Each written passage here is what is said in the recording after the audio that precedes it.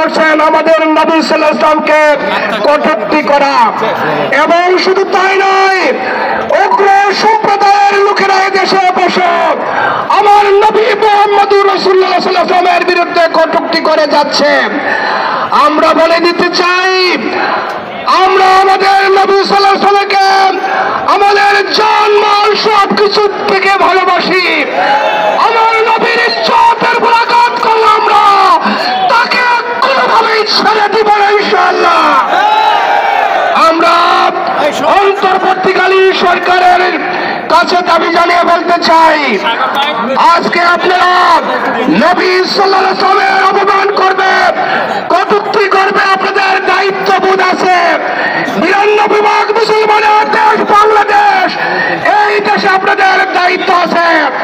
আপনারা বিলম্বে ভারতীয় রাষ্ট্রদূতকে দেখে কড়া বার্তা দিন, অন্যথায় মুসলমানরা কিন্তু আপনাদের বিরুদ্ধে খেপে উঠতে বাধ্য হবে।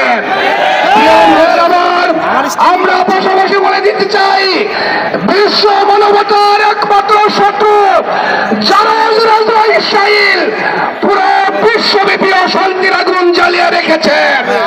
আজকে তারা গাজা ফিলিস্তিনে হামলার পর লেবানন, ইরান সহ বিশ্বের মুসলিম দেশগুলোকে তারা টার্গেটে পরিণত করে একের পর এক হামলা চালিয়ে সেদেশের নারী, পুরুষ এবং শিশুদেরকে হত্যা করে আন্তর্জাতিক আইন লঙ্ঘন করেছে।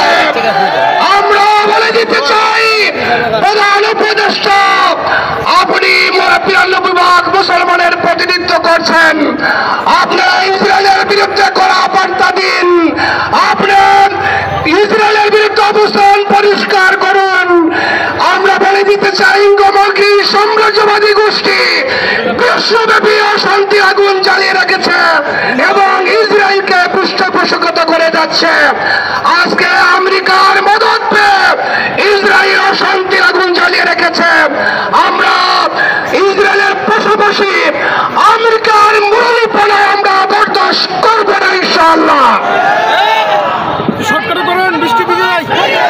সংগ্রামী বন্ধুগণ, ইসলামী আন্দোলন বাংলাদেশ